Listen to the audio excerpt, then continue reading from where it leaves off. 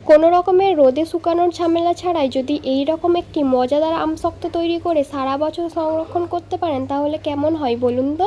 জানি সবাই প্রায় আমসত্ত্ব খেতে অনেক বেশি পছন্দ করেন, তবে বারবার রোদে দেওয়াটাকে একটু ঝামেলা মনে করেন। আপনাদের এই সমস্যার সমাধান নিয়েই থাকবে আমার আজকের এই ভিডিও। একদমই ঝামেলা ছাড়াই তৈরি করব কাঁচা আমের টক ঝাল মিষ্টি আমসত্ত্ব। আর এই আমসত্ত্ব একবার খেলে অন্য কোনো আমসত্ত্ব খাওয়া ভুলে যাবেন। এই আমসত্ত্বটা এতটাই মজার হয়। আসসালামু আলাইকুম everyone, welcome back to my channel. কাঁচা আমের আমসত্ত্ব তৈরি করার জন্য প্রথমেই আমি 1 কেজি পরিমাণ কাঁচা আম নিয়ে নিয়েছি। এরপর আমগুলোর খোসা ছাড়িয়ে এরকম ছোট কিউব করে কেটে নিয়েছি। এখন একটা প্যানে পরিমাণ মতো পানি দিয়ে কিউব করা আমগুলো দিয়ে দেব। একটু কম করে পানি দেওয়ার চেষ্টা করবেন, খুব বেশি পানি দিলে আপনাকে আবার পানিটা জাল করে শুকিয়ে নিতে হবে। একটা ঢাকনা দিয়ে ঢেকে 10 মিনিটের জন্য আমি আমগুলোকে সিদ্ধ করে নেব। 10 মিনিট পর ঢাকাটা উঠিয়ে নিচ্ছি। এখন আমগুলো খুব ভালোভাবে সিদ্ধ হয়ে গেছে।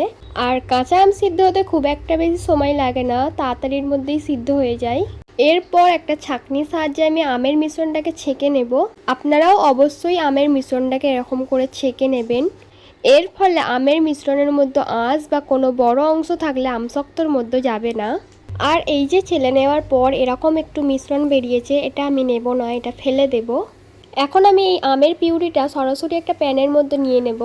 এখন এখানে মিষ্টির জন্য দিয়ে দেবো 1/4 কাপ চিনি বা স্বাদ মতো চিনি। এরপর আমি চিনিটাকে খুব ভালোভাবে মিশিয়ে নিচ্ছি।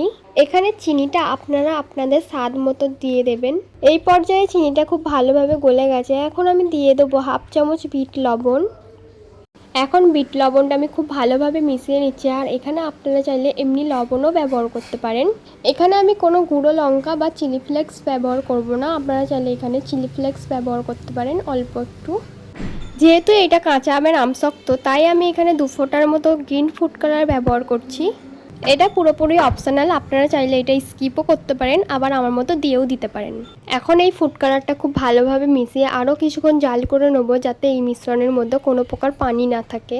এখন এই মিশ্রণের মধ্যে পানি নেই সেটা বোঝার উপায় হচ্ছে একটা স্প্যাচুলার সাহায্যে আমের মিশ্রণ নিয়ে ডাক টেনে ওপর থেকে মিশ্রণটা যদি গড়িয়ে না পড়ে একদম স্থির থাকে, তাহলেই বুঝে নিতে হবে মিশ্রণের মধ্যে কোনো প্রকার পানি নেই।